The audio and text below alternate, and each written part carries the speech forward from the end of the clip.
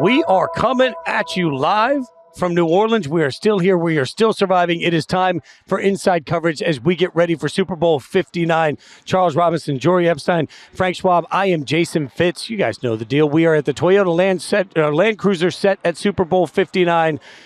And guys, we've been here a few days, right? We're going to break down the game. The goal over the course of the next hour is to give you everything you need to know about everything from this game. And not that you haven't heard it a million times, but we'll give you the latest, greatest from what we see. But let me start in a very simple spot. C-Rob, has anything, you've done this. How many Super Bowls have you been to in person?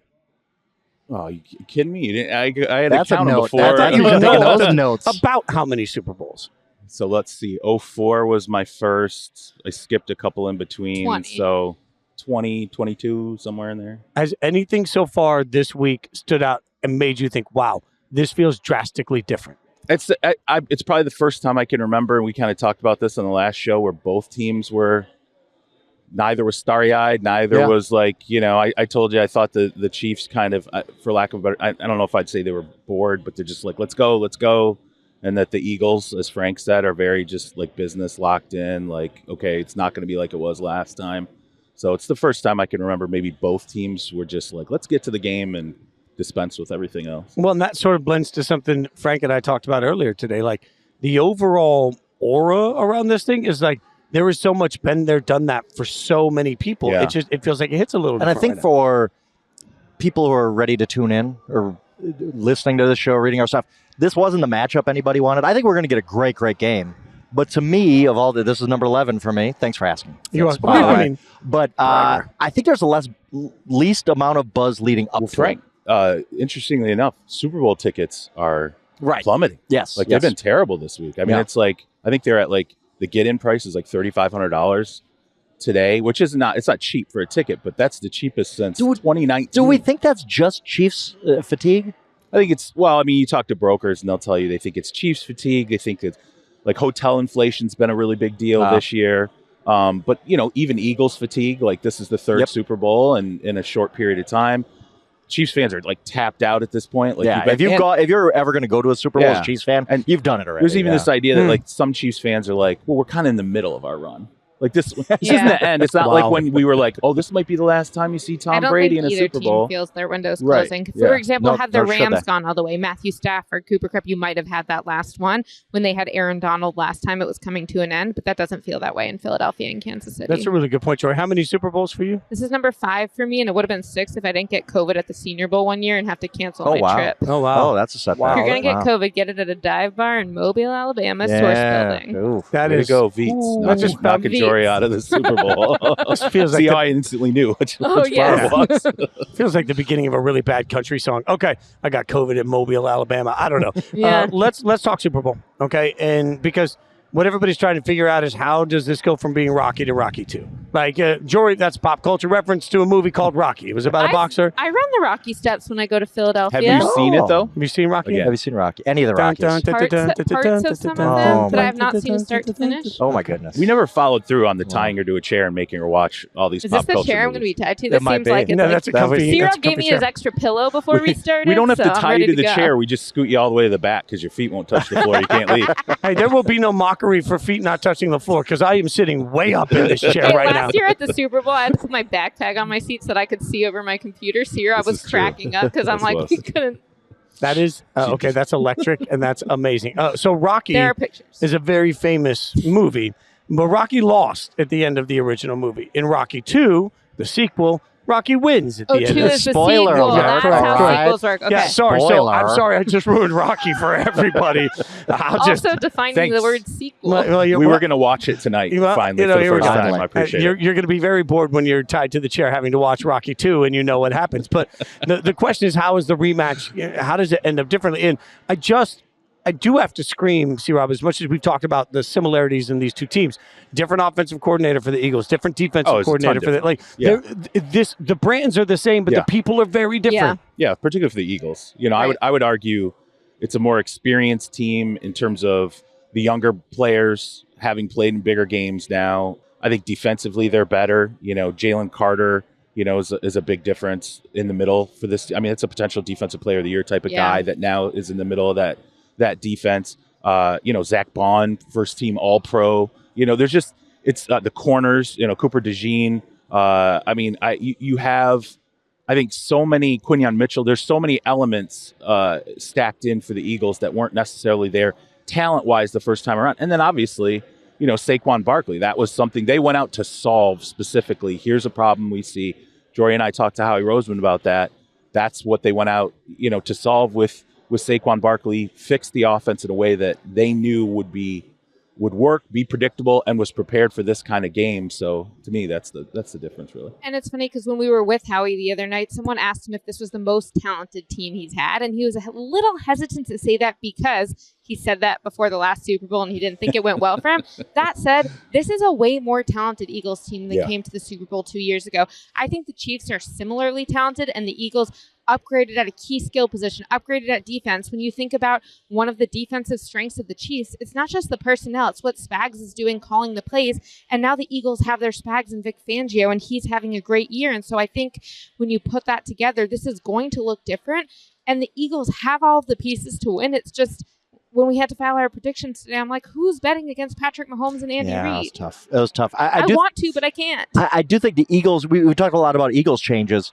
The Chiefs are a lot different, too. 2 years ago, they won this game 38-35. They haven't scored 38 points in a game all year. They only scored more than 30 once, I believe, and it was against the Bills, I believe, in the AFC Championship game when they needed it. You're right. But this is and I can't remember another dynasty changing during the dynasty so much. Maybe you could argue the Patriots, but that was this weird 20-year dynasty. Yes, but in such a short amount of time, they've gone from this offensive juggernaut to a defensive first team, really. Absolutely. And that makes this game a lot different. And I think it plays into the Eagles' hand a little bit more.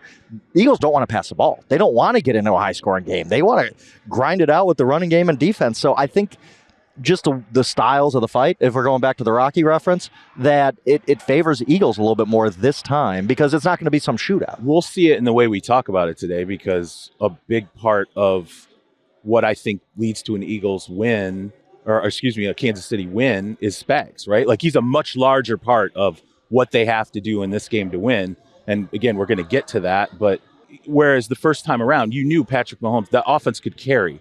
I don't think that way now. I don't think that way. No, you look at the Chiefs' skill position guys. It's like, who's really going to break the Eagles' back in this one? Kareem Hunt? Do you need more than Patrick Mahomes and Travis Kelce? Well, we'll see. I think so. We'll see. We'll see, I guess. Yes. But it's just a much, much different Chiefs team than I think it was 2 years ago. So stick there. Let's go straight to it because you mentioned Spags and we're going to talk about it. Right. What does Spags have to do in this game? Well, we're going to ask the question, like, how do you stop Saquon Barkley, right? And, I mean, that's really what he's wired into. When you talk to Spags about it, what he says is it's not any one thing. Like, it's not, I can't just tell you, here's one thing you can't do. So he's not going to just tell you, well, hey, you can't have cover zero shell coverage, right? There's certain elements of, like scheme-wise, you can't just say, well, we changed the scheme and that's different. So I think there's a number of things that they're going to try to tie together here. I think, Spags, it's 18 straight postseason games without a 100-yard rusher against Spags, which is crazy. Is that right? Yeah, wow, that, I did not know that. That's insane stat. Yeah.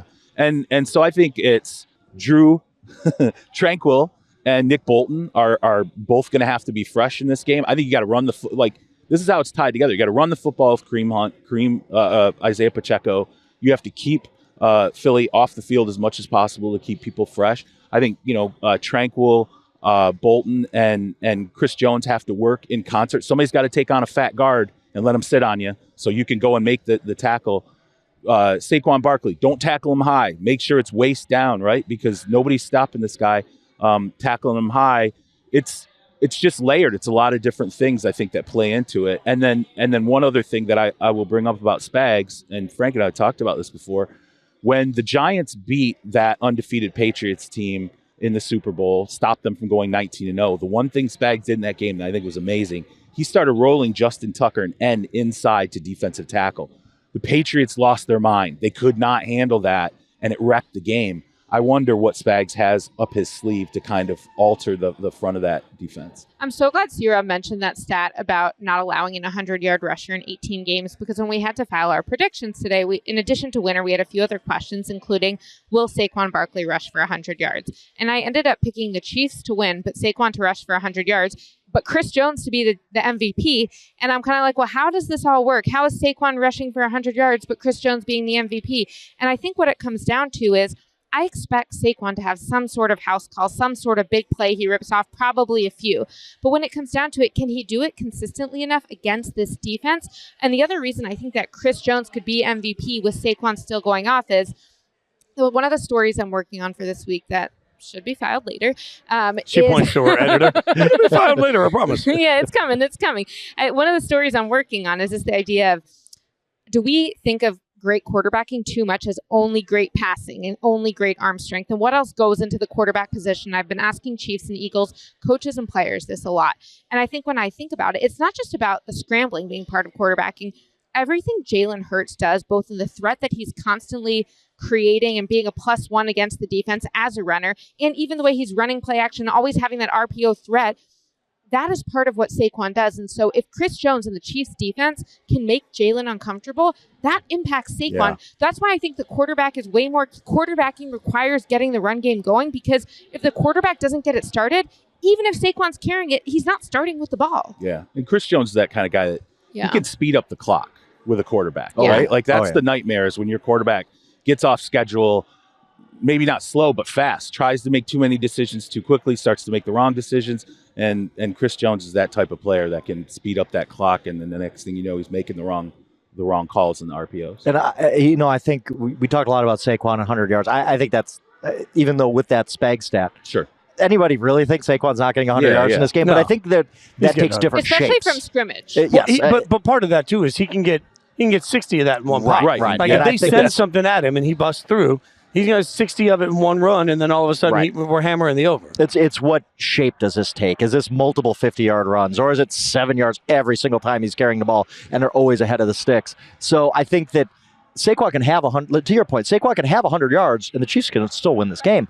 I think the key is just, how does Jalen Hurts play? Because he's going to have to make plays. This Eagles team, last in the league in pass attempts. They don't want to pass the ball, but I think the Chiefs will be able to force them into, hey, Jalen, you got to make some plays. And what did we see 2 years ago in the Super Bowl? Jalen Hurts was awesome in that Super Bowl. He was the best player on the field. I honestly still think he should have won Super Bowl MVP, as weird as that sounds from a losing team. He was that good. He was a good vote, because I thought he was amazing in that game. He was the best player on the field. So I don't think he's going to be necessarily rattled by anything. But I think that the job for Spags is not necessarily even Saquon. Like, Saquon's going to get his. It's what does Jalen do? Does Jalen beat you? And I think that's the question Eagles are going to have to answer. I still think the where, how, and when of Saquon getting his is a big deal in this, because we'll go back to that stat we continually talk about, and I've mentioned a million times. Mahomes has had the ball in his hands 7 times in his career in the playoffs or Super Bowl, needing a score to tie or win with under 4 minutes to go. 7 times he's gotten the touchdown. Unbelievable. The Eagles are going to have to run the football to chew off the end of the clock. The best case scenario in this game, they're going to have to get running yardage out of him. And it was interesting, because that was a point at one point that Howie Roseman made, like really late in this session. It had kind of thinned out. There weren't a lot of people around. And I thought, it was interesting. I kind of thought there was an admission there, because he thought they were going to win the first Super Bowl, right? And what he didn't know then was, you have to beat the Chiefs in the fourth quarter to win. Yes. Like, that's when this is a fourth quarter team. They beat you in the fourth quarter. Patrick Mahomes. Who has the ball last? You better hope it's you, because it can't be him. He always converts. He beats you in the fourth quarter. And I think that's one of those things that the Chiefs probably, or the Eagles know now that they didn't necessarily know then. Do not let him have that deciding drive in the fourth quarter, because he will beat you. And the Chiefs defense will be ready for that. Like, there is a reason why 11 of their 15 regular season wins came by 1 score or less, so 8 points or less. Like, they are always ready in that moment.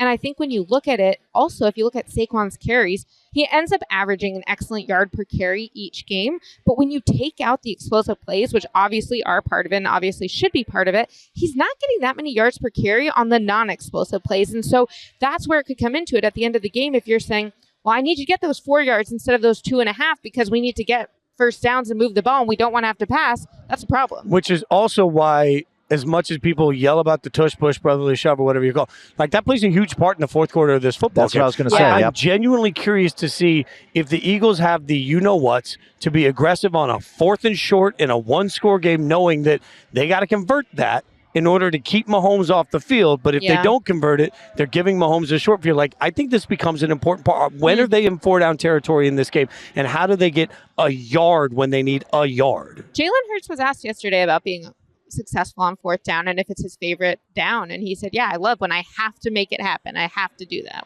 And especially if it's 4th and short. Like, it almost is useless to talk about it because it's so automatic for the Eagles. Do the Chiefs have any answer at all for the tush push? Because it just turns the game into this. You're constantly playing 4 downs. You know that the Eagles and Chiefs are very aggressive on 4th down, going for it. You know you're going to have to stop that offense for 4 downs. That's hard to do, and especially if they get in a 3rd and 1, 4th and 1, it's just they're going to convert. Like, you just kind of throw up your hands and say, "What can we do?" I don't know if the Chiefs have any. Nobody else has had an answer. What you want to do is make it 4th and 2 or longer. Yeah, where they can't do the tush push, but it's a massive difference because it is the most automatic play in the NFL. They just do it better than everybody else. If this game is decided by the tush push over and over and over again in the fourth quarter, which, by the way, as Eagles fans would rejoice, Mahomes never gets the ball back in his hands. Is that the moment that the league looks at it? I don't think the league's ever going to look at it. You guys are plugged in. Tell me what that would take. 2 reasons. One, it's a legal football play. You can be better at things, and that doesn't make it illegal. It's not like, okay, again, story I will be turning in tomorrow, allegedly, is about... Your editor can't hear this right now. You can just lie. I know our audience is going to be like, he's seriously, there's no headset on. He's like, it seems like Jori's lying a lot. I can't tell, though. Yeah, he's just like getting a little antsy over there. But that story is going to be about this investment in the lines of scrimmage. And one of the big philosophies I have is that Andy Reid's fingerprints are all over both teams, even though he hasn't been in Philly for a while and he hasn't actually worked with most of the players on this roster. Because Andy, when I asked Howie Roseman the other day, when in your career did you philosophically believe in like consistently investing in the line of scrimmage? Like, obviously everyone wants to do it. Not everybody does it. And he talked about Andy Reid, a former offensive lineman, having those conversations with him about how it makes everything so much easier. Chiefs people keep telling me Andy tells the entire team every single week, I think multiple times a week, not just the offensive line, this game will be won or lost with you guys, pointing to the offensive line and defensive line. And I think when you look at it, something like the tush push, like, this is okay because it's working because of their offensive line. I actually thought this year they'd have a lot more trouble with it because they lost their center in Jason Kelce. Yep. And look at what they've done. That offensive line has not fallen off, both because of the ways that they've been consistently developing them, and they have the best offensive line coach in the league. I don't know how Jeff Stoutland's not an offensive coordinator. I would want him if I were. I think the biggest discrepancy between these two teams is the offensive lines. Eagles might have the best offensive line in football, probably do. Yeah. The Chiefs have some issues on a tackle, especially. I think there's a very, very real possibility where after the game Sunday, we're talking about, hey, Eagles line took over this game, and the Chiefs line just let up way too much pressure. That's been a problem for them all year. The one Super Bowl we've seen the Chiefs lose. Right. Why did they lose that game? Like, they got dominated on the offensive line. And I think that's something that if we all had revisionist history going back, look at that Bucs team, we undersold that portion of the game. I don't want to do that again. The problem is I can stack my bricks all day long on why the Eagles are a better football team. And does it really matter? Like, I don't want to, like, I want to give people a better, I truly do want to be able to sit here and say, okay, but I don't know how you bet against what is currently happening for the Chiefs. On the note of that, I'm so happy you said that, because yesterday when Patrick Mahomes was at the podium and we were talking to him, someone asked him if there's a moment that keeps him up at night, and zero hesitation, he said, Super Bowl loss at Tampa, that's easy. That line. And he thinks about that. That offensive line was so terrible in that game. They were so beat up. They were so beat up. An interesting thing about the Chiefs, too, though, and I didn't think about this until we had to make picks, and it was like, okay, who are the offensive pieces that are going to make a difference for the Chiefs? Like, it's not, I know Kelce's there, obviously, but it's not like there's, beyond Kelce, like, who are you concentrating on? There's no, what do they always say about the nail that sticks up, it gets hammered? Other than Kelce, who are you hammering? It could be anybody. It's all about who Mahomes decides that game.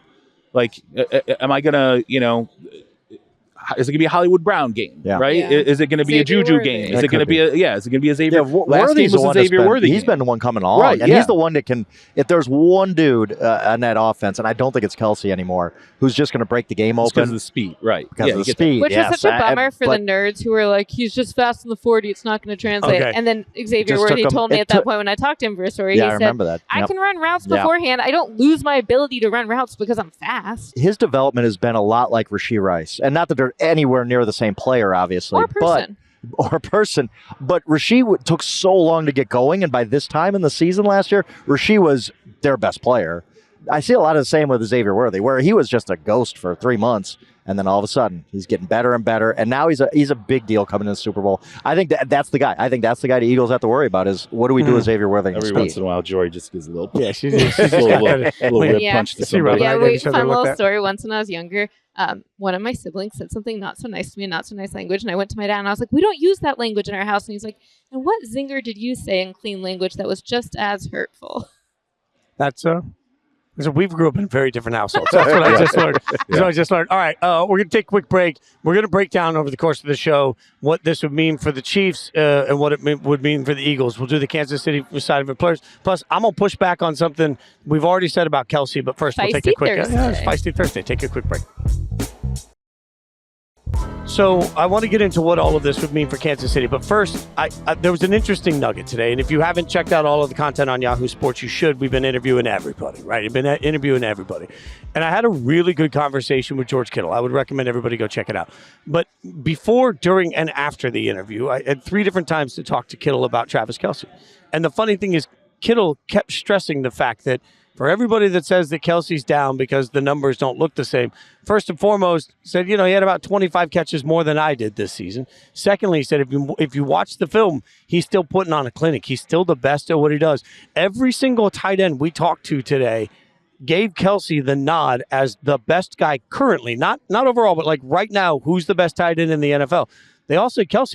We're sitting here saying that Kelce is broken. I'm not broken. I just don't Kelce's think he's not Brock himself. Bowers if we're talking about best in the NFL. I just wouldn't be suck up here right there. Brock Bowers but, way better than he's. I mean, Kelsey's one of the greatest of all time. And could he come up with a 100-yard game here? Sure, why not? He doesn't need to come up with a 100-yard game, but could he come up with 2 touchdowns in this game? Hell yes. Maybe. I think And he that will. would be big. That would be big. Well, but I don't think Philly comes into this game C-Rob just that sits back. nervous about him. Yeah. What? He showed up. He was out of shape this year.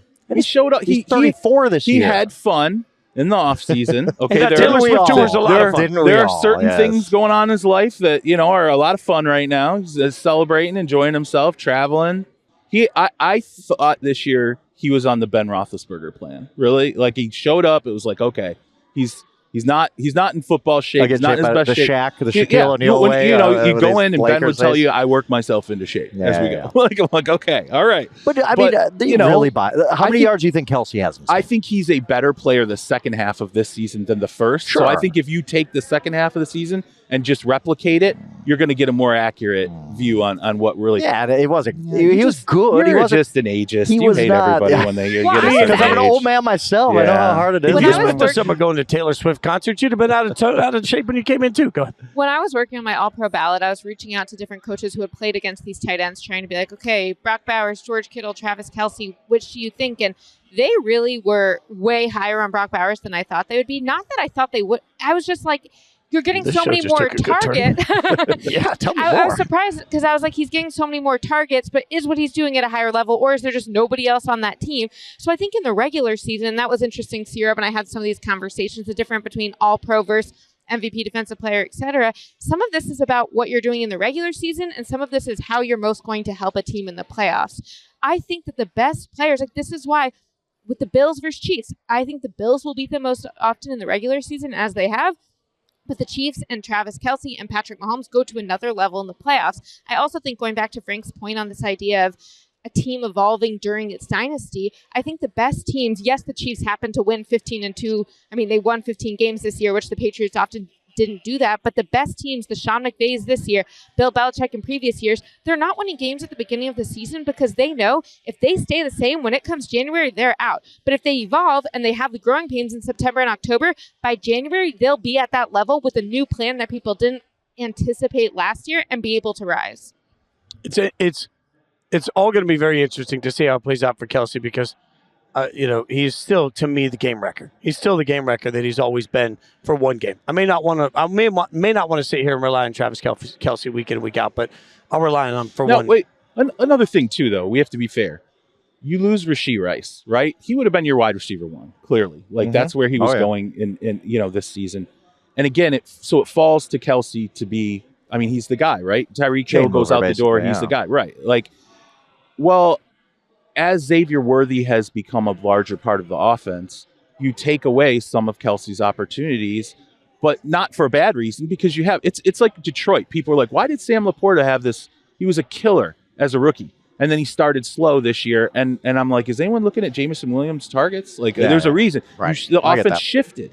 But again, you get into these situations, and like Jori said, I mean, I think there are certain players where when something's got to happen, when I know we have to make a play here, maybe he only catches 4 balls for 48 yards. I'll bet you it'll be consequential. I do too. Yeah, they'll probably get first downs. The one guy you're saying that, but who I think is going to show up in this game all of a sudden is DeAndre Hopkins. I think that they've been kind of waiting, and he's been great this week talking about, hey, I don't care if I get the ball or not. I'm here to win. I've been a number one receiver. I didn't win anything because of it. And I think that if there's one X factor in this game, I think it's DeAndre. I think DeAndre shows up in this one. Odell Beckham Jr. showed some of that a couple years ago before he got hurt in the Super Bowl against the Bengals, but I do think there's something. But to C-Rob's point, I remember last year going through at one point Travis Kelce's catches, and it was maybe 6 or 7 catches, but all of them were for a first down or touchdown. And so they're not all going to be scores, but the number that are going to move the chains. And it's like, hey, when it comes to backyard football and Mahomes just needs somebody who's super in sync with him, Travis is the guy. Yeah, I remember a game a couple years ago. It's the Raiders. He had 4 catches for 4 touchdowns. That's my reality.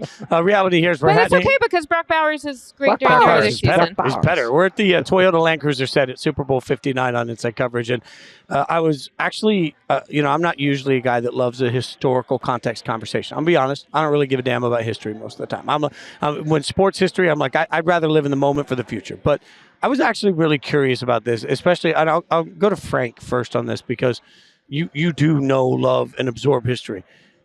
What's the right conversation around a three-peat and what it means historically? I think you have to wonder if the Chiefs are the greatest dynasty of all time. And I'm not just talking about football either. I think you'd have to compare this all of a sudden to UCLA basketball or the Celtics and what they've done in the salary cap era is so impressive. And I think the only team you could compare them to NFL, I think they passed the 70s Steelers, they passed the 60s Packers, they passed the 80s Niners, because you've gone 5 times in 6 years. You would have won 3 in a row, which it should be impossible in the NFL.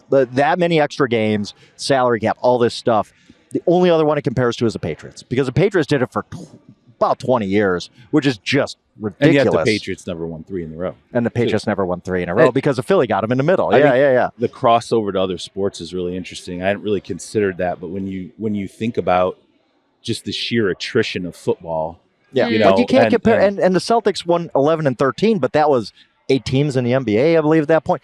The NFL is set up so this should never happen. 3 in a row should never happen. Right, because as I say all the time on this podcast, if you're playing baseball, basketball, all these other sports, hockey, 4 out of 7 or whatever the round is, that's true. You eliminate a lot of the variability, and the best team is more likely to win when you're playing 4 out of 7 than when you're playing one game. If Reggie Miller's Pacers play the Jordan Bulls once, they might win. You ain't gonna beat them in 7 games though, and that's a great point. So I view this as, look, even if they lose, they might be the greatest dynasty of all time, given what they've done. And even getting back here a 3rd time is impressive.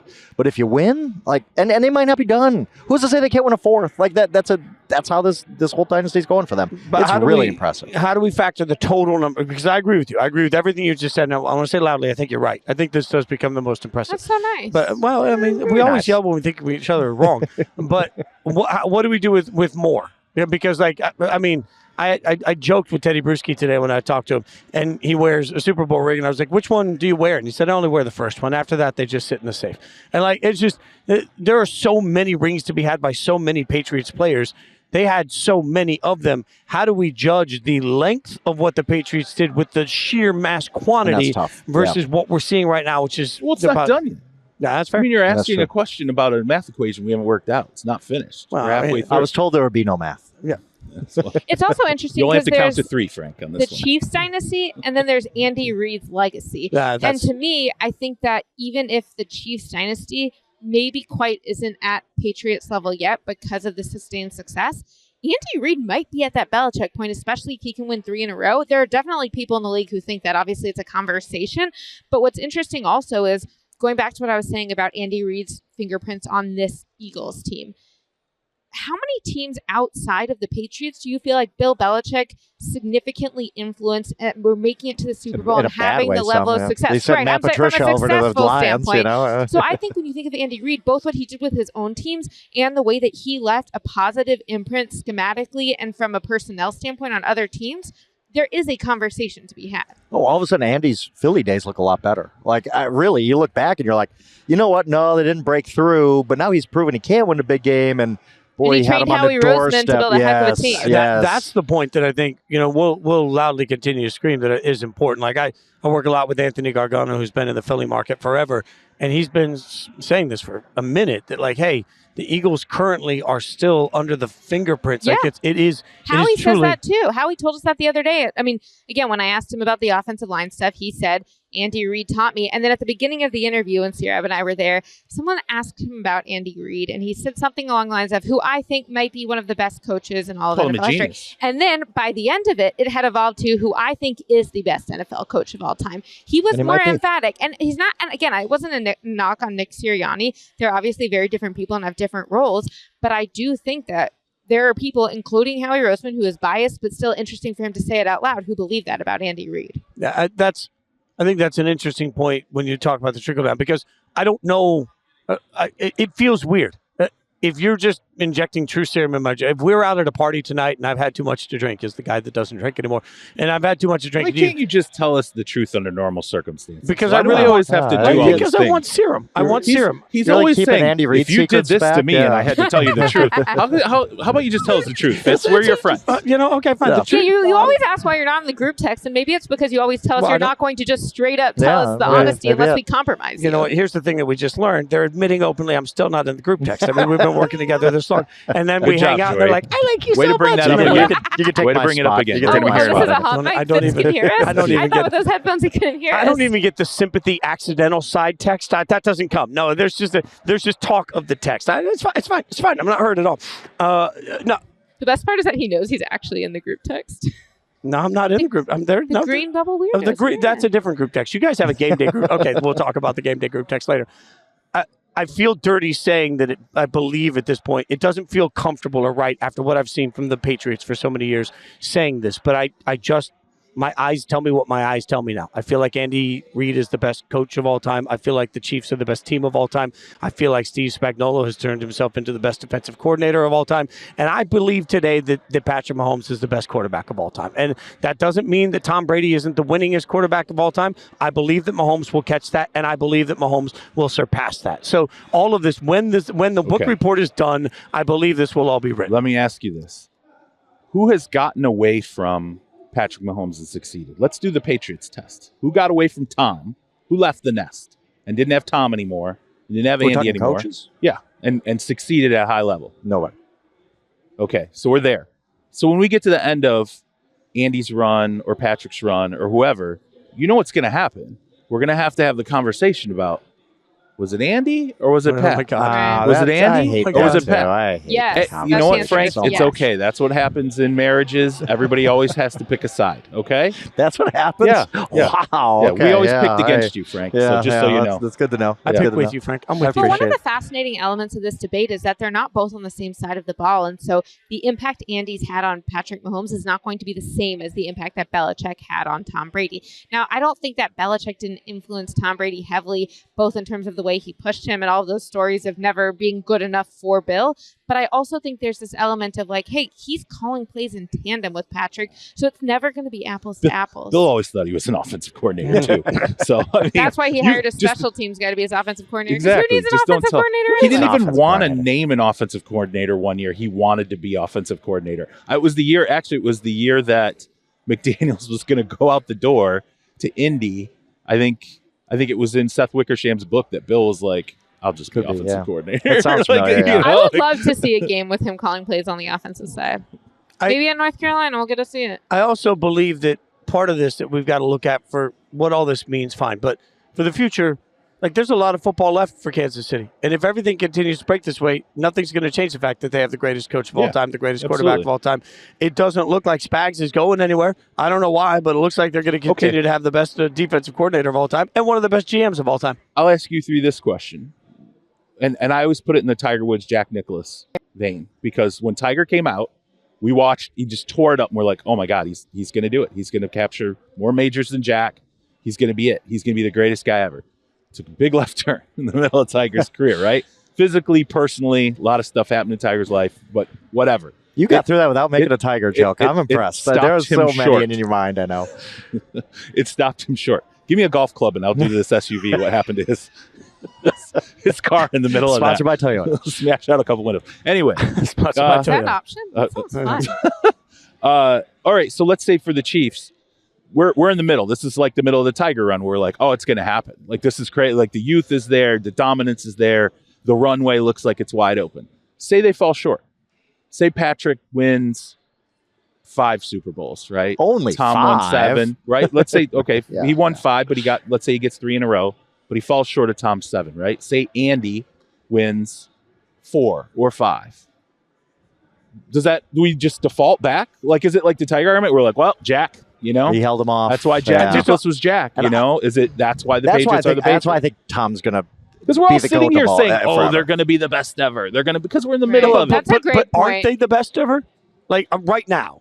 But that's the point, is that we are doing. It's a "what have you done for me lately" league, and we're kind of playing. What if it stops here? That's what I'm saying. What if it stops here? I'm okay with it. You think it's the best ever? I think right now, I've never in my life witnessed a more unstoppable quarterback than Patrick Mahomes. To me, like no matter what you do, he beats you. From a burned Raiders fan perspective. No, okay? I respect the greatness of it. Like I think.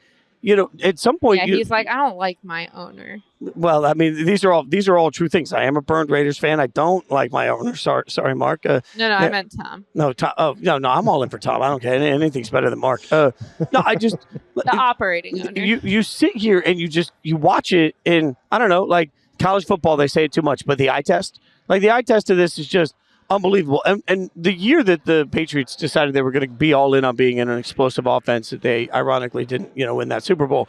They were so good. You just watch it. You're like, God, that's clear. That's how I've felt about Kansas City year in and year out. He is like nothing we've ever seen. He is. There's no question. He is like nothing we've ever seen. He is Magic Johnson coming into the NBA, being a 6'9" point guard who wins a title his rookie season. Who you're like, oh my God, we've never seen anything like this before. It's fun to watch. He's dominant. This is a way we've never seen the game played before. Everything feels like it's going to change after this, right? And then Michael Jordan came along. And then LeBron came along, or Kobe came along. And so the conversation is always changing. Up until now, I would say, yeah, Patrick is the alien of the NFL. We've never seen this. But I don't know what the end of it looks like. And to me, I think that the same, it's like, I sat and watched Elway for years and years and years, and I'm like, he's just never going to do it. Like he's always going to be the bridesmaid. It's never going to happen. Then he wins 2 in a row. You have the changes entire legacy. You have the helicopter play, right? You have, and then all of a sudden where he threw for 119 yards. But that's the play you remember. When he needed to get it, he got it. And Terrell Davis won that Super Bowl. Well, absolutely. And to that point, but it changed everything. It changed everything. To that point, part of this will be, do Lamar Jackson or Josh Allen ever get over the Patrick Mahomes? When we're talking about the greatest quarterback of all time, whether it's Mahomes, we do have to at least acknowledge that, like, Mahomes the last couple of years has been good for sure. I think if we're just judging who's been the best quarterback in the NFL the last 2 seasons, not counting team wins, we're talking about Lamar and Josh are probably better. Doesn't that matter? Who are you most scared to play? I got one game. Right. I got one game. I'm blowing the ball out. That's exactly the point, especially in the playoffs. And again, I know they're going to announce the MVP tonight. And while we can't say who we voted for, I can tell you Patrick Mahomes was not number 1 on my ballot. But I think that even so, I would trust him more in the playoffs. And I still think he can ultimately do more. And that's what I also think is interesting. What Patrick is able to do athletically and from an arm talent standpoint is so different than what we saw from Brady, even if Brady's mind was operating at such a high level. And Patrick's mind is also operating at an extremely high level. So. But there's a difference in what they're doing. And it is similar to Brady in the vein of, when you get in these situations, you're scared of him because he's a killer. Like, you're like this, you just don't. And I'll never forget the Super Bowl in Houston. Obviously, 28-3, they come back. And then they had the mic'd up. I remember watching the mic'd up footage when they went to overtime. And the Falcons players are like, man, you don't want to give the ball to Tom, man. Like, and you're like, Yeah. oh, man, these dudes, they knew. They were like, oh, man, this is like, you could hear it. They were like, this is probably over. Like, we can't give him the ball. It's overtime. I mean, I think I've said this line at some point over the past couple weeks on one of these shows. If Philly takes a lead with 2.5 minutes to go, every one of us will have the exact same thought of, well, this game's over. Mahomes going to go win it. Yep. Like, so I get it. Yeah, there's the no doubt guys on about the that. sideline are going to feel that Everybody. too. Every single person in the Super Bowl will feel, well, it's over. That's the fear that I think he does have that makes him different. Fear is a good word for it. I want to see how this ends. See, I'm all about it. Like, I look at this and I'm like, yeah, he could have the runway to be. I was always the disbeliever. I'm like, come on, like it's a hot start. The NFL, I never thought they would be to this point. Then I look at it now and I'm like, he's shown it's sustainable even in lean years. That completely changes the dynamic. Earliest he's ever been eliminated from the playoffs is overtime in the AFC Championship game. And that's another part that's going to go into this legacy battle insane. Is even if they don't end up having the 7 Super Bowls or 7 personally, 6 for the team, there is going to be an element is if they're never out of the AFC Championship, if they I mean, I don't know how many years the Patriots had the streak for, but I think when you look at that, that is part of this. Yes, I do think a big part, real quick, about Brady versus Mahomes is that one other Super Bowl at the Buccaneers, because otherwise we would have been like, well, Patriots, just like we would with Mahomes, Andy Reid. Like, we don't know. Maybe Mahomes wins a Super Bowl at the Buccaneers in 2034. It's not like it was just reporters and analysts who thought that either. Like, you even heard players who were like, oh, no, Montana, this guy, that guy. And then Brady goes to another team and wins. That's when you're like, whoa, like, all right, okay. I got to give Brady's it to him. still at a higher level. And I also think, again, AFC Championship, Brady goes with the Patriots to Arrowhead. And yes, Patrick was early in his career, but Brady wins. He goes to another team. He beats Patrick. What I would be interested in seeing is part of Brady's greatness and Patrick's continued greatness is the mental bank that they built and how they're able to process the game more quickly and diagnose defenses at a higher level as their career goes on. And I would love it if we could see Mahomes and Brady at the same stage of their career playing against one another. And again, obviously not literally on the field at the same time, because that is one of the reasons I think that Brady was able to beat him those 2 times. That would take like another 10 plus years. I can't handle another 10 plus years of Mahomes on my body again. All right. We'll break down some of the consequences and thoughts on the Eagles. We'll do that after we take a quick break. Welcome back to Inside Coverage from the Toyota Land Cruiser set here at Super Bowl 59.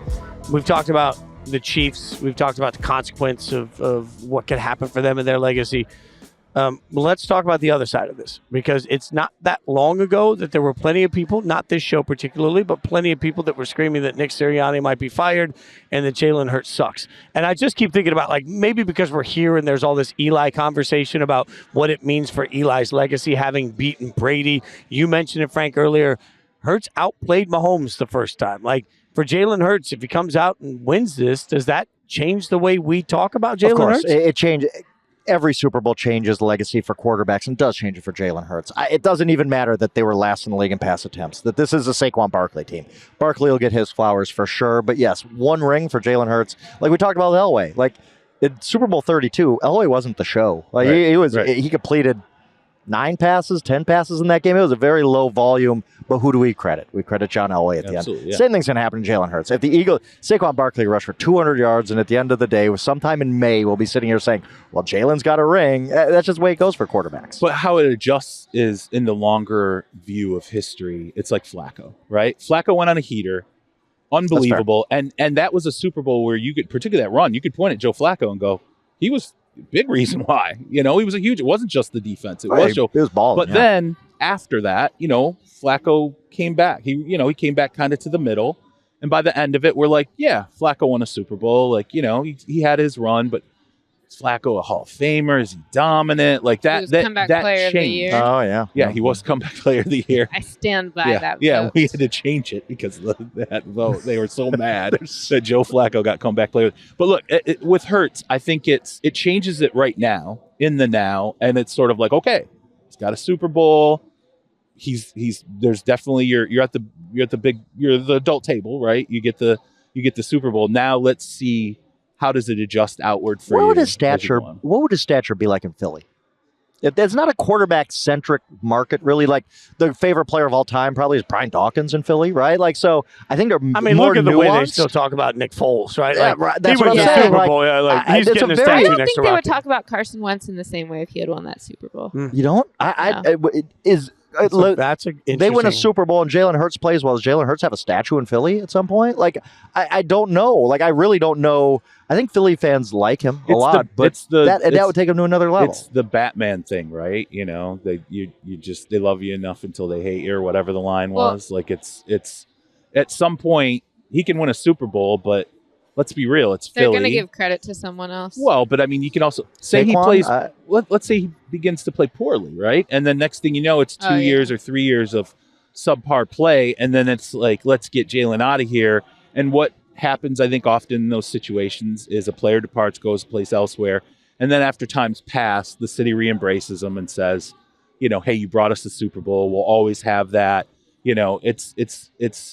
I think that could be an ending for Jalen, or this could be the ascent. This could be one of we forget. Like, I was actually, it stunned me. Jalen Hurts is a young guy. Very young, yeah. Like, he's like 26, I believe. Yeah. Like, there's a lot of football to be played for Jalen Hurts. And you're right. He wins one this year.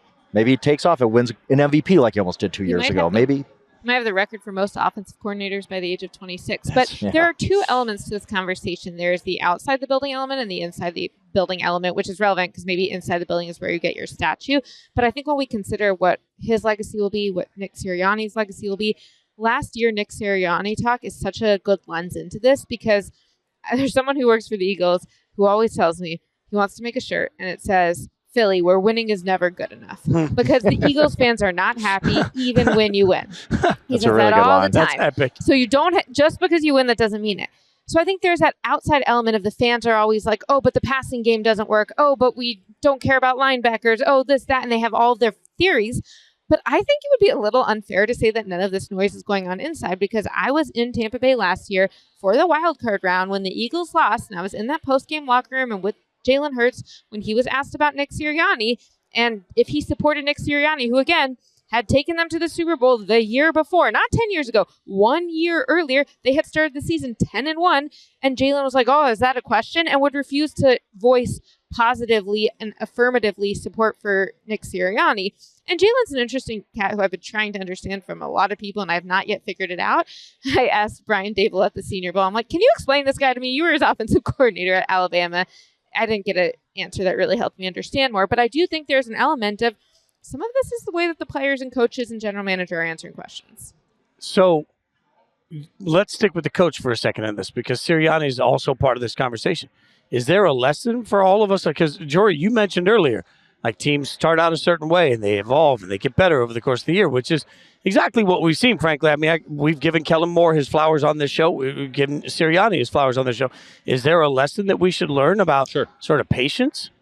Well, there's a lesson about a coach who's willing to adjust to what the front office wants, what ownership wants. Like, I there's no question in my mind, as much as Howie will say it or Jeff Lurie might say it, or, you know, some changes that happen on that coaching staff, there's no doubt that the general manager felt like there need to be some alterations to your staff. And it wasn't that's not the first time it's happened. We've talked about Doug Peterson before, when Doug said, I want a Super Bowl for you.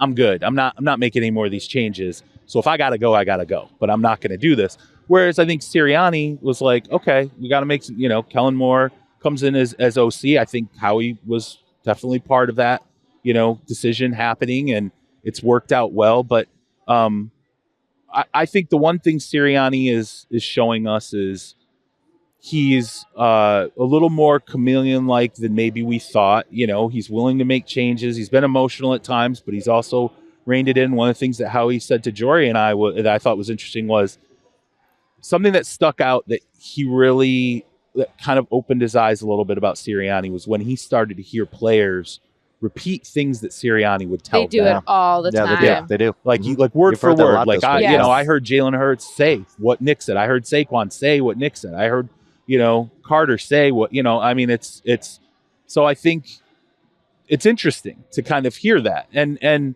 in the Eagles organization and with Howie, you're not just there fighting to get the fan base to accept you. You're not just there fighting to get Lurie to accept you. You're fighting to get Howie to accept you, because Howie is a person who every year, if you fall short, and he said it to us, you know, he told us himself, like, he's reinventing himself constantly because he had the GM spot, then he didn't have it, then he had it again.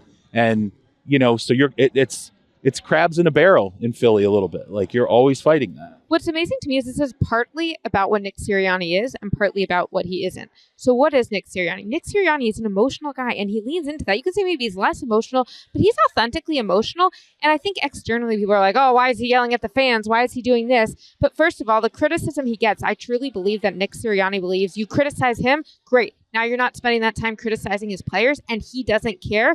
And there's an element of if Nick can be who he wants to be, then AJ can bring the book to the sideline. And I don't know, Jalen Carter can do, I don't know if we want him doing all of what he can do. Bad example. Zach Bond can find the confidence to do what he wants to do. Another just. Don't let that one I swing was by. wondering where that was going. I Boy, can't lie. that one just drove by quickly. Go ahead. Anyway, on the other hand, part of this, and I know that this is my new obsession of late, is how personalities on a coaching staff, on a team, and everything mold together. I actually wasn't sure, and I really like Kellen Moore, and I worked with him in Dallas. I was not sure this would work out because I was thinking, well, Nick and Jalen have this tension, and they both have pretty strong personalities, and Kellen is not an outspoken guy. How are you going to manage this? And instead it was the opposite. It's that Kellen being super smart, super detailed, and even-keeled helped manage the tension between them and helped figure out of like, hey, he can speak to each of them in the way they want. And I think one big part of Nick Sirianni's legacy will be when Kellen Moore is no longer there, which we all expect to happen in a few days when the Saints announce him as their head coach. Who will be the next offensive coordinator, whether Nick chooses him or Howie? And can that dynamic still work for Nick and Jalen and all the different pieces on the team? And you know what's interesting about this? You do see this in organizations where I remember in the Jets organization when there were times where Parcells and Belichick wanted to kill each other. It was Scott Pioli in the middle who's like, trying to keep mom and dad, like working together. And so when you have two individuals that are high functioning, they're very involved in the success of a team, and then they're similar in those ways. Whereas Howie, like Nick's not the only one to yell at fans. I want to bring that up. Howie went off on fans in Houston because they were holding up a sign saying, "We forgive you," over the Jalen Naylor pick. Or who was it? It was Jalen Reagor pick. Yeah. And like Howie was like, and this is on video, and he's like yelling at them like, "I brought you and he's an effing Super Bowl," and like I'm like, the GM like yelling at the that absolutely. Awesome. Yeah. So that's by the Philly. way, that's Philly. By the way, though, that's more than Nick's ever done. I've never heard Nick cussing about bringing you this or that, but it's accepted with Howie because it's like, and Eagles fans loved it. They're like, that's my GM. Like that's it. So if you're successful, you can do that. I mean, if Sirianni wins this Super Bowl, Eagles fans are going to go, yeah, that's what they're going to, they will fall right in behind that emotion because they feel it too. And it works until it doesn't. But the Kellen Moore thing is so true. I almost asked him the night you and I were talking to Howie, how do you two coexist? Because you are both pretty emotional. Yeah. And like, how do you keep from going after each other at certain times, or how does that not? And I never thought about Kellen kind of being a smoothing factor in between. That's true. That's really good. And it's the same idea why Brian Flores, I think, is having so much success in Minnesota, and people have different opinions on him, but Kevin O'Connell is so even-keeled that it balances it out. Kellen is that guy, and it's not, and then, I mean, Vic's got the fire too, but there are different personalities. I think what's also interesting with Howie is that I forgot what I was going to say, so carry on. I will say, as you're talking about Howie, I love that segue. As you're talking about Howie, I think part of the reason I just believe the Eagles are going to continually be good is I just think Howie is that good. Like every organization that has continual success, I think you can look at it and say, well, this is the reason. And for me, like we talked earlier about the Chiefs, okay, the coaching, the quarterback, they're going to be in it every year. Just Howie keeps the Eagles in it every stinking year. And for whatever that's worth, I worry less about coordinator changes, coaching changes, player changes, because I just think they have somebody absolutely brilliant running the organization. Right, and one part of this is I remember last year when they had the press conference with Nick Sirianni and Howie it was about a week after that playoff loss, and there's kind of this question of, is Nick coming back? Are the coordinators coming back? Okay, the coordinators are not, but Nick is. And Nick and Howie are sitting up there, and the questions were largely being addressed to Nick. And Howie, like a couple times, would be like, do you have any questions for me? And just saying things like that. And at the time, I was like, can you calm down and like just be comfortable that he is the coach? But the reality is that's not the way the power structure is there. And I think what I realized the more I got to know Howie is, I texted this to C-Rob yesterday in a conversation. Obsessive people are going to obsessive people. Like, he's obsessive about things, including the fans. And he cares so much. But that is what's made him so great. That is what's made him so driven. And as he told us, when he got reassigned and basically fired from the GM position from Chip Kelly, and he's now taken different head coaches and different quarterbacks to 3 Super Bowls in 8 years. He kind of took on this personality of, first of all, I'm going to be obsessive about everything. And second of all, I'm not going to care if I ruffle a few feathers because what's going to happen? I get fired. I've been there. I've done that. Fired. Yeah. Yeah. I mean, that definitely drives. There's no doubt that's always what's driven him was that he effectively gets, you're no longer the GM. You get moved to the other side of the building. Yeah, and then you're that. But then when you get back in that seat, which he admitted, like, I didn't think there was a time where I didn't think I was going to have that opportunity again. When you get back in, you're like, screw it, I'm going to do it my way. Like, if I'm going to get fired, I'm going to get fired doing it my way. And he has done a really good job of, you talk about just him being that continual support beam of success. I thought was really interesting. A GM said to me, this might have been, I think it was like last year. I asked him about, he's kind of grousing about how he always getting too much credit coming. Howie wins every draft. You guys just shut up about Howie already. Do I have to need more tweets about how great Howie's draft was? And I'm like, well, look, man, like I started naming off like all these different guys that Howie had drafted. And he goes, yeah, Howie said, let me draft SEC guys who are really fast and in these programs that are basically pro programs. He's like, and now you want to give him his flowers because hey, let me draft a bunch of SEC guys and they're successful. No kidding. Like, but, to his credit, he did. He saw it. Like, he looked at that Georgia defense and he said, I see everybody I could take. Yeah, absolutely. He was like, I'm going to take all those guys if I can because they're all fast. They're all big. They're all great athletes. They're well coached. They play the best competition. Yeah, they'll probably make it. And when people were saying about Nakobe Dean, remember that he's too light. He's too light of a linebacker. He'll never make it on the NFL level. Never be able to. He's just going to be a guy. That's not now. Granted, you can talk about the injuries and is that a long-term concern, but not just the guy. Like Howie was right about that, And there's been a number of players I think like that. The very concept in the draft of taking the best player on the board is something that. When teams do it, we're like, of course, right? Well, what credit? He was clearly the best player. It's not that easy otherwise ever to play. Like, we were sitting together doing the draft this year when Quinyon Mitchell was drafted, and you immediately see Rob was like, this is a great pick, right? And the easy thing is hard to do, and Howie Roseman does it incredibly well when it comes to these draft things. And philosophically, the Eagles don't wait to do things. They don't wait to get their contracts done. They don't wait to re-sign their guys, and they don't wait to get a replacement until the guy is aging. One of the reasons, again, we talked about the offensive line and replacing Jason Kelce, because they weren't afraid to use a second-round pick on a center, even when he was going to be the backup for a couple of years. They really do get ahead of a lot of things. That's well said by you. All right. Before we get out of here, this is our last time hanging out before the Super Bowl. So let's go down the row and give the pick. See, Rob, how's the game going to play out? So I picked at the start of this. Funny because I was just telling Frank this. So I'll tell you what I told Frank. I picked the Chiefs at the beginning because it's just I learned the hard way. Like, how many times can you pick against them and get burned? But as I told Frank, I truly deep down believe this Philly team probably wins this game. I'm still picking the Chiefs, right? But this is one where when I look at the two, Philly this is it. They are prepared. They have the talent. They have everything there. So deep down, I think Philly's going to win this game, but I'm not picking them. I'm not picking against Mahomes. I'm picking Mahomes and the Chiefs. I had some degree of similarity, and the reason also being that the Chiefs are coming off playing the Bills. Like, that was a Super Bowl caliber game. And credit to the Commanders for how far they got. But what the Eagles just did against Washington, they're going to have to do it against a different caliber of players, different caliber of, I think quarterback at this point, even though Jaden Daniels is doing it, defense, all of that. So I picked the Chiefs 34-31. But I agree with you. I do think the Eagles have a more complete team. But it's those big moments that Patrick Mahomes, Andy Reid, don't you think being here too affected that? Like, as we've been here, and I've kind of looked at it, and you talk to more people. The Eagles should win. If it was a regular season game, the Eagles would win.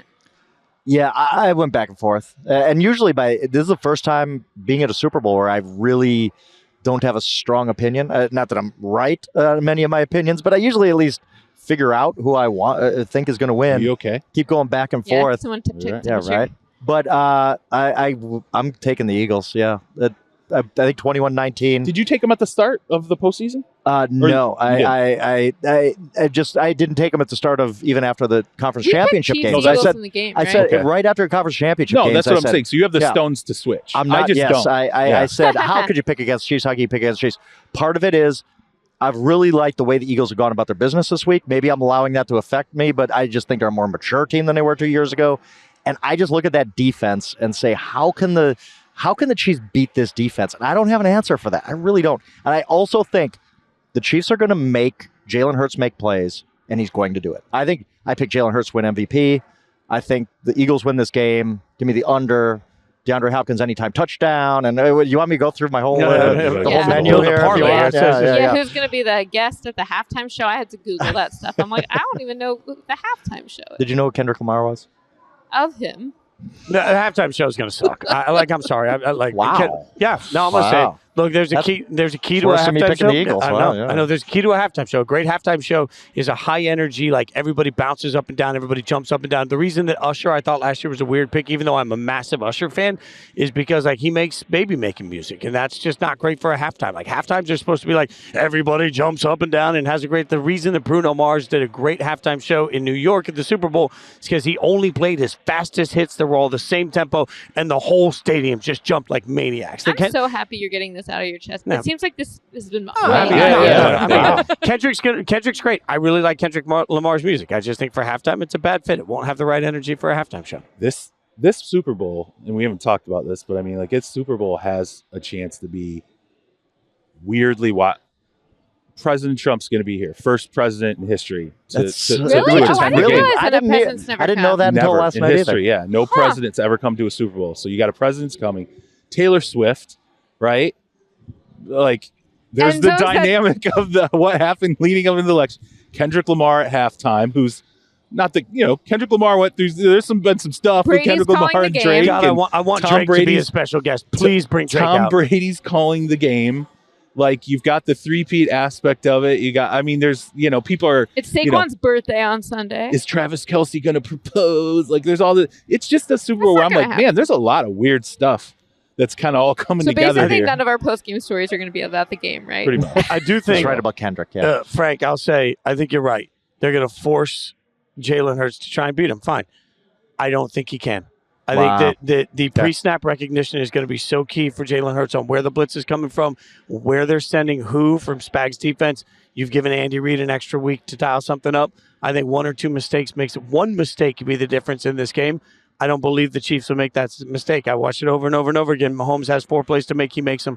I think late in the game, the Chiefs get the ball. The Chiefs do what they always do. They drive down the field. Am I the only one officially picking the Eagles here? Yeah, you're the only one officially picking the Eagles. We wish we did, but we didn't. I kind of like the idea of confetti falling and Travis Kelce jumps on a knee and proposes. There was so much confetti at the NFC Championship. It just kept coming more and more and more. By the way, over at BetMGM, Travis Kelce proposing plus 800 if you want to get in on that action. I love. What does that speak about the degenerative of the degenerate? I should say that is Frank Schwab. That's what's beautiful. You can get more betting advice by following him on social media. No, just follow him there.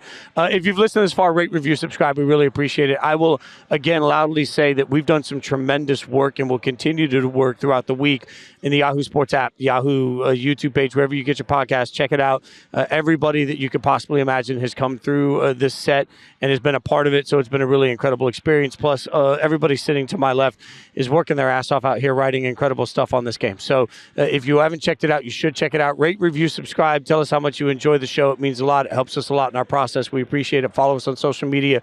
You know the drill. In the meantime, we appreciate you guys listening to this show and every show that has come to you from the Toyota Land Cruiser set at Super Bowl 59. Hot rumor is Jori gets the Land Cruiser afterwards, but only if she can get in it without using a step stool. And I think, and she has. I live in New York. What do I need a car for? She has to sit on her backpack to see over the wheel, just like she had to. Guys, it is hard on some rental cars. All I want in my life is to watch Jori get in on one side and C-Rob get in on the other side and figure out which one looks more comfortable. And drive it out a radial road through everyone, just act like it's a normal thing. It's perfect. Thank you guys so much for listening. We appreciate it. Keep checking us out. Thank you so much.